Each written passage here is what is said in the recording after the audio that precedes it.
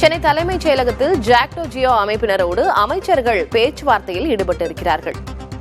அரசு ஊழியர்கள் மற்றும் ஆசிரியர் சங்கங்களின் பிரதிநிதிகளோடு அமைச்சர்கள் பேச்சுவார்த்தையில் ஈடுபட்டிருக்கும் காட்சிகளை பார்க்கிறோம்.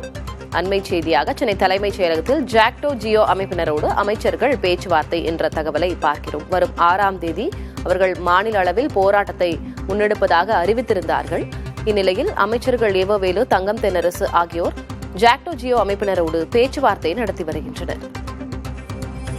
ஜனவரி 6 முதல் காலவரையற்ற வேலை நிறுத்தம் அறிவிக்கப்பட்டிருக்கும் நிலையில் அமைச்சர்கள் ஜாக்டோ ஜியோ அமைப்பினரோடு பேச்சுவார்த்தையில் ஈடுபட்டிருக்கிறார்கள். பழைய ஓய்வூதிய திட்டம், காலி பணியிடங்களை நிரப்புதல் உள்ளிட்ட பல்வேறு கோரிக்கைகளை நிறைவேற்ற வலியுறுத்தி ஜாக்டோ ஜியோ அமைப்பினர் ஏற்கனவே போராட்டத்தை அறிவித்திருந்தார்கள். இந்நிலையில் அவர்களோடு அமைச்சர்கள் பேச்சுவார்த்தையில் ஈடுபட்டிருக்கிறார்கள். கூடுதல் விவரங்களை வழங்குவதற்காக செய்தியாளர் ரமேஷ் இணைந்திருக்கிறார். ரமேஷ், என்ன விவரம்? ஜனவரி 6ஆம் தேதி செவ்வாய்க்கிழமை முதல் காலவரையற்ற வேலை நிறுத்த போராட்டம் அறிவித்துள்ள நிலையில் இந்த பேச்சுவார்த்தை தொடங்கியிருக்கிறது. பல கட்ட பேச்சுவார்த்தை அரசு ஊழியர்களுடன் நடைபெற்றிருக்கிறது.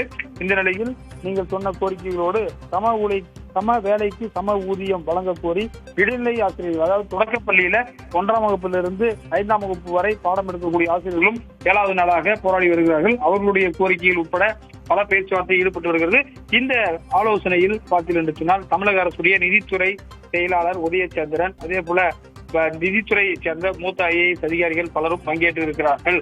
பிரதீக் தயாளன் உள்ளிட்ட IAS அதிகாரிகள் இதில் பங்கேற்றிருக்கிறார்கள். அதாவது தமிழக அரசுடைய நிதி நிலைமை என்பது மிகவும் கிட்டத்தட்ட இந்த அரசு பொறுப்பேற்ற 5 ஆண்டுகளில் கிட்டத்தட்ட 5 லட்சம் கோடி கடன் வாங்கியிருக்கிறது.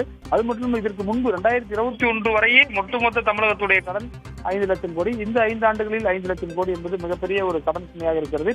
வட்டி செலவினங்களுக்கு மட்டும் கிட்டத்தட்ட இந்த நிதியாண்டில் 70,000 கோடி ரூபாய் ஒரு ஆண்டுக்கு வட்டிக்கு, இன்ட்ரெஸ்டுக்கு மட்டுமே கட்டுறார்கள். கடன் ஒரு பக்கம் இருந்தாலும் கூட 70,000 கோடி கடனாக குறிப்பா வரிக்கு செலுத்துகிறார்கள். எனவே இது போன்ற ஒரு கடுமையான நிதி சூழல் இருக்கக்கூடிய நிலையில் இதை எவ்வாறு சமாளிக்க போகிறார்கள் என்று தெரியவில்லை. அதனால்தான் பல்வேறு விதமான நலத்திட்டங்களும் தமிழக அரசு அறிவித்திருந்தாலும் கூட அதை செயல்படுத்த முடியாத ஒரு காரணம் அதுக்கு நிதி சுமை இருக்கிறது. குறிப்பாக பெண்களுக்கு கொடுக்கக்கூடிய இந்த மகளிர் உரிமை தொகை திட்டம் என்பது பல 15,000 கோடி ஆண்டுக்கு செலவாகிறது. எனவே இது போன்ற பெரிய திட்டங்களால் கடும் நிதி நெருக்கடியில் தமிழக அரசு இருக்கிறது. எனவே தமிழக இந்த அரசு ஊழியர்களுடைய கோரிக்கையை எந்த அளவுக்கு அவரால் நிறைவேற்ற முடியும் என்று தெரியவில்லை. ஆனால் ஒரு மத்திய அரசு கடந்த ஆண்டு யூனிஃபைடு பென்ஷன் ஸ்கீம் என்று பழைய பென்ஷனுக்கும் இல்லாமல் புதிய பென்ஷனுக்கும் இல்லாமல் ஒரு முடிவை அறிவித்திருக்கிறார்கள். அதே போன்று தமிழகத்திலும் கொண்டு வரப்படுமா, எந்த அளவுக்கு நிதி பாத்தீங்கன்னா கிட்டத்தட்ட 9 லட்சம் அரசு ஊழியர்களுக்கான அந்த பொங்கல் போனஸ் அறிவித்தார்கள். தமிழகத்தில் 6 லட்சம் பென்ஷன்தாரர்களுக்காக அவர்களுக்கான 1000 ரூபாய் பெறக்கூடியதும், அதே போல C மற்றும் D பிரிவு ஊழியர்களுக்கு பென்ஷன் குறிப்பாக அவர்களுக்கான போனஸ் கொடுக்கப்பட்டது. எனவே இதையெல்லாம் கருத்தில் கொண்டு அறிவிப்பு இருக்கும் என்று தெரிகிறது. இந்த பேச்சுவார்த்தைக்கு முடிவுக்கு பிறகு அவர்கள் என்ன சொல்கிறார்கள், செய்தியாளர்கள் காத்திருக்கிறார்கள். பேச்சுவார்த்தை முடிவுகள் குறித்து அடுத்த கட்டமாக அவர்களை செய்தியாளர்களை சந்திக்கும் போது கூடுதல் விவரங்கள் நமக்கு தெரிய வரும். தளபதி ரமேஷ், இந்த ஜாக்டோ ஜியோ அமைப்பு, இடைநிலை ஆசிரியர்களுடைய போராட்டம், இந்த போராட்டம் எல்லாம் அறிவிக்கப்பட்டு அது ஒரு முடிவுக்கு வருமா இந்த பேச்சுவார்த்தையின் முடிவில் அப்படின்னு நம்ம எதிர்பார்க்கலாம். உங்களுடைய விவரங்களுக்கு நன்றி.